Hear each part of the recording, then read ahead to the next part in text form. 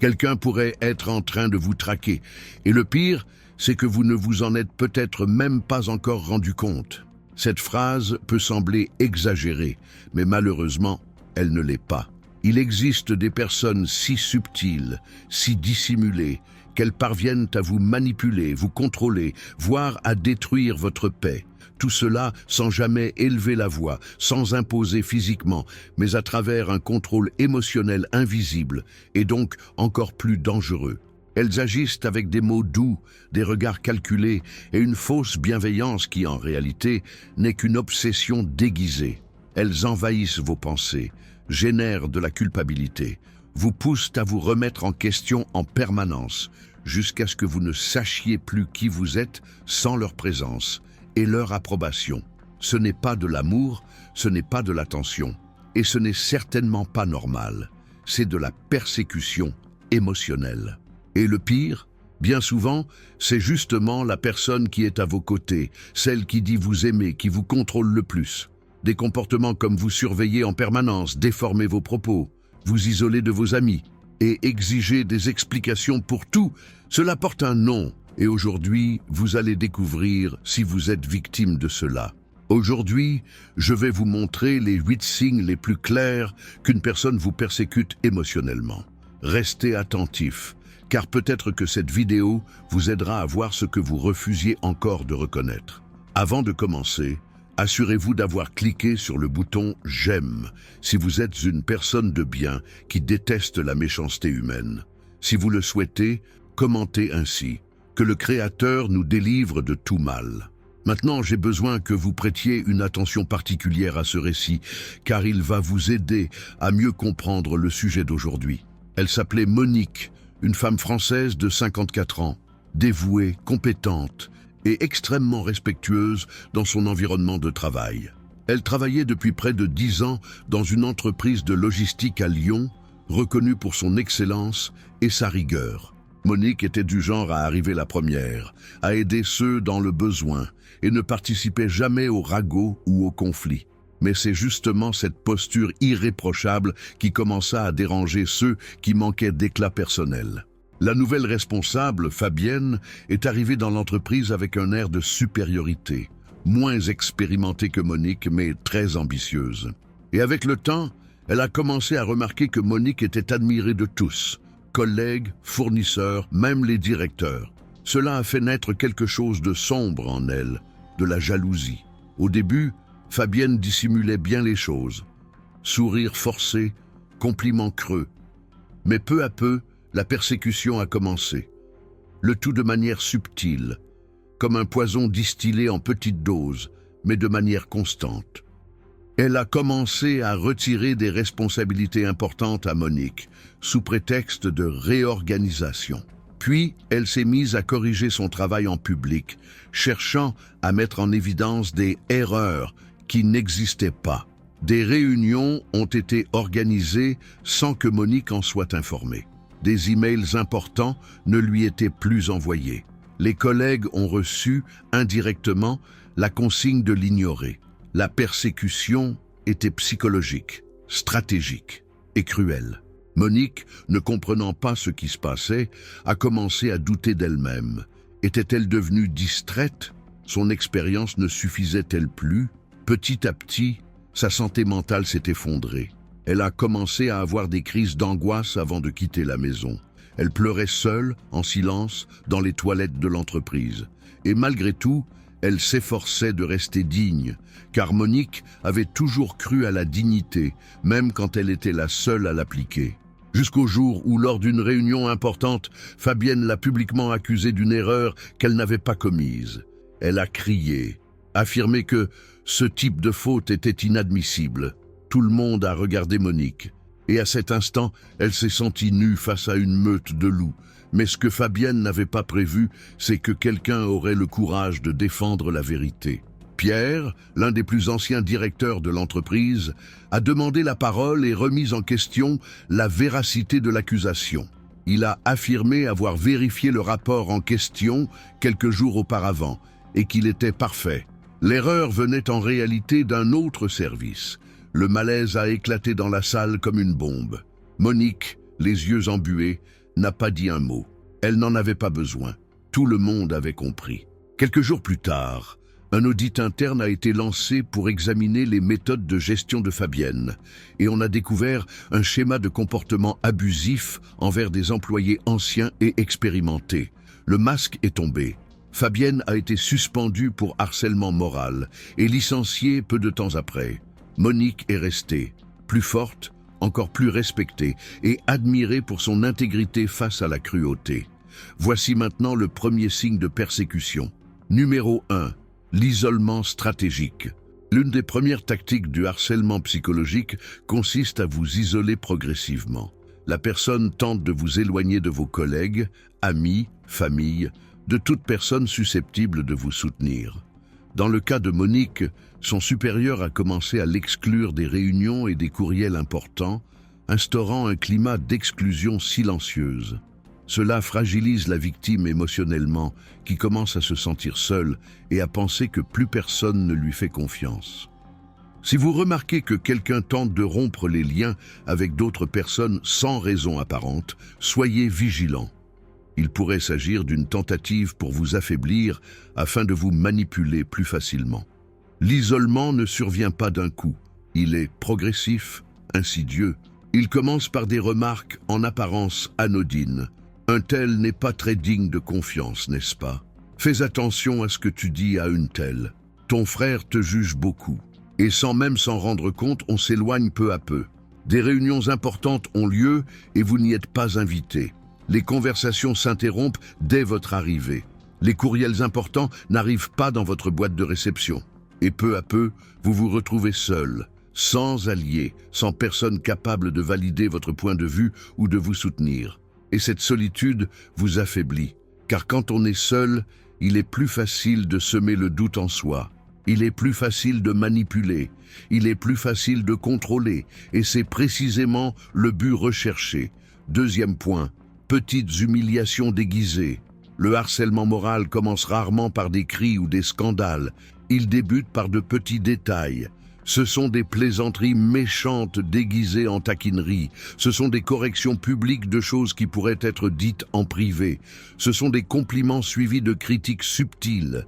Ces petites humiliations, répétées fréquemment, érodent peu à peu leur estime de soi. Avez-vous déjà vécu cela? Avez-vous déjà eu l'impression que quelqu'un essayait de vous rabaisser, mais de façon si subtile que vous vous êtes même demandé si c'était réel? Partagez votre expérience ici, elle peut aider d'autres personnes à comprendre ce qu'elles vivent également. Waouh, quelle tenue intéressante, plutôt audacieuse, non? C'est toi qui l'as faite? Oh, je croyais que tu avais demandé de l'aide. C'était une excellente présentation, vraiment bien, vu le temps imparti. Chaque phrase est venimeuse, dissimulée sous un sourire. Chaque remarque vous rabaisse un peu, et parce qu'elles sont si insignifiantes, déguisées en plaisanterie ou en observation, vous hésitez à réagir. Est-ce que j'exagère? Est-ce mon imagination? Mais ce n'est pas votre imagination, c'est une attaque calculée, et la répétition est intentionnelle, car chaque petite humiliation érode peu à peu votre confiance, jusqu'à ce que vous vous regardiez dans le miroir et que vous ne vous reconnaissiez plus. Jusqu'à ce que vous croyiez que vous n'êtes vraiment pas à la hauteur.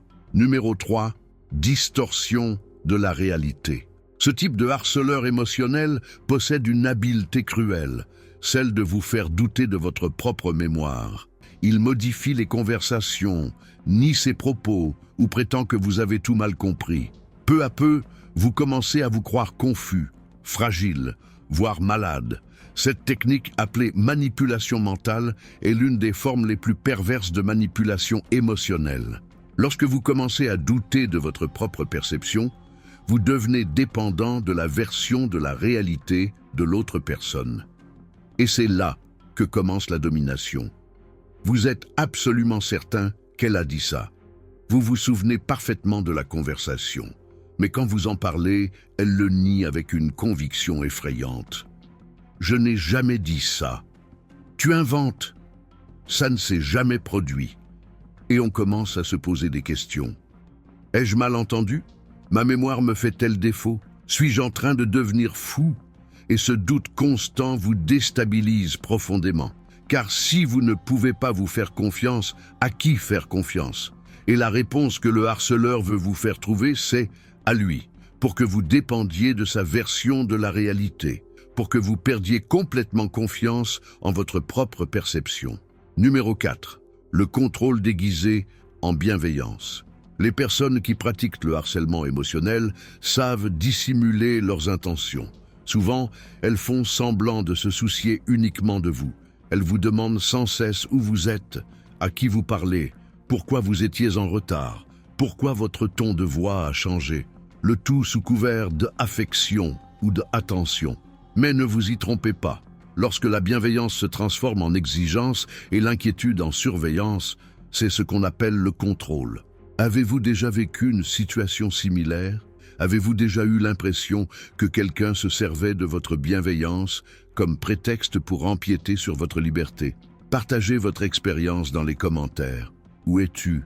À qui parlais-tu? Pourquoi as-tu mis 5 minutes de plus que d'habitude? Pourquoi ne m'as-tu pas répondu immédiatement? Et chaque question est accompagnée d'un « c'est parce que j'étais inquiet » ou « c'est parce que je tiens à toi ». Mais la véritable sollicitude ne questionne pas, elle n'espionne pas, elle n'exige pas d'explication pour chaque geste. La véritable sollicitude fait confiance, elle respecte l'espace personnel, elle comprend que vous avez votre propre vie. Le contrôle déguisé en bienveillance veut tout savoir. Il veut un accès total. Il veut vous surveiller constamment. Et si vous le remettez en question, la culpabilité s'installe. J'étais juste inquiet et vous vous plaignez? Numéro 5. Créez constamment de la culpabilité. Le manipulateur est passé maître dans l'art d'inverser les rôles. Il vous reproche tout. S'il crie, c'est de votre faute si vous l'avez provoqué. S'il se replie sur lui-même, c'est parce que vous n'en avez pas fait assez. Si vous réagissez, il prétend que vous exagérez. Progressivement, vous vous surprenez à essayer constamment de plaire à cette personne, à vous excuser pour des choses dont vous ignorez même si vous avez mal agi. Cette dynamique est emprisonnante, car la culpabilité paralyse. Et lorsqu'on est paralysé, on est plus facile à manipuler. N'acceptez pas de porter des fardeaux qui ne sont pas les vôtres. Tout est de ta faute, toujours. Elle est arrivée en retard, tu aurais dû le lui rappeler. Elle est de mauvaise humeur, tu as fait quelque chose de mal, elle t'a maltraité, tu l'as provoqué, et vous finissez par l'intérioriser. Vous pensez que tout est de votre faute. Vous vous efforcez de plus en plus de ne pas faire d'erreur, de ne rien provoquer, de préserver la paix. Mais la paix ne vient jamais, car il y aura toujours quelque chose de nouveau à vous reprocher. Et dans ce cycle, on perd complètement la notion de ce qui est de sa responsabilité et de ce qui ne l'est pas. On se sent responsable de tout. Et elle, jamais. Numéro 6. Sabotage professionnel. Au travail, le harcèlement moral peut se manifester de manière encore plus subtile et destructrice. La personne commence à saboter vos projets, à repousser vos échéances, à vous exclure des décisions importantes, le tout dans le but de vous déstabiliser jusqu'à ce que vous vous sentiez incompétent. C'est exactement ce que Fabienne a fait à Monique. Et peut-être connaissez-vous quelqu'un qui vit une situation similaire au travail. Avez-vous déjà vécu quelque chose de semblable? Si oui, n'hésitez pas à commenter ci-dessous. Votre témoignage pourrait ouvrir les yeux à d'autres personnes. Des informations cruciales ne vous parviennent pas. Les échéances sont modifiées sans préavis. Les ressources dont vous avez besoin deviennent soudainement indisponibles. Et lorsque le projet échoue, devinez à qui la faute? À vous, parce que personne ne voit le sabotage. Personne ne remarque les obstacles placés sur votre chemin. On ne voit que le résultat négatif. Et vous finissez par passer pour incompétent, désorganisé, incapable. Et le poursuivant sourit, car il a atteint son but, vous discréditer, vous faire douter de vos capacités, vous faire envisager d'abandonner. Numéro 7. Manipulation de l'environnement. Le harceleur n'agit pas seulement directement, il sème des graines. Il parle de vous dans votre dos, déforme vos propos, insinue que vous êtes instable, difficile, découragé. Et soudain, vous réalisez que l'atmosphère a changé. Les gens commencent à vous regarder avec suspicion. Vous vous sentez jugé sans vraiment savoir pourquoi. Il s'agit de harcèlement silencieux. Cela crée un climat de malaise, même sans preuve concrète. Mais ne vous y trompez pas, c'est aussi une forme de violence psychologique. Vous entrez dans la pièce et les conversations s'interrompent. Vos collègues, autrefois cordiaux, sont désormais froids. Vous remarquez des regards, des chuchotements. Mais lorsque vous demandez si quelque chose ne va pas, tous ninent. Et là, vous êtes perdu, paranoïaque. Vous pensez que vous hallucinez. Mais non, en réalité, quelqu'un parle mal de vous. Il sème le doute sur votre réputation. Il répand des versions déformées des faits.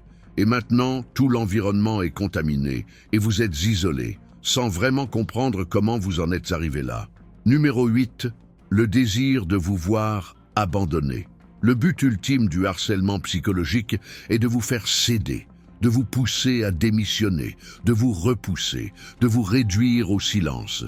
Ceux qui ne supportent pas votre intelligence tenteront de l'éteindre par tous les moyens. Et lorsqu'ils réaliseront qu'ils ne peuvent vous contrôler, ils essaieront de vous détruire émotionnellement jusqu'à ce que vous partiez de vous-même. Mais souvenez-vous, ce n'est pas vous qui devez partir. C'est celui ou celle qui vous harcèle. C'est celui ou celle qui vous rend malade. Vous n'êtes pas seul et vous n'êtes pas fou, folle. Reconnaître ces signes est le premier pas vers la libération. Si vous êtes arrivé au bout, laissez un commentaire comme celui-ci. Que le mal reste loin de ma vie. N'oubliez pas de vous abonner à la chaîne et de laisser un like. Si vous souhaitez voir d'autres leçons de ce genre, j'ai laissé une vidéo à l'écran qui devrait vous plaire. Cliquez dessus et à bientôt.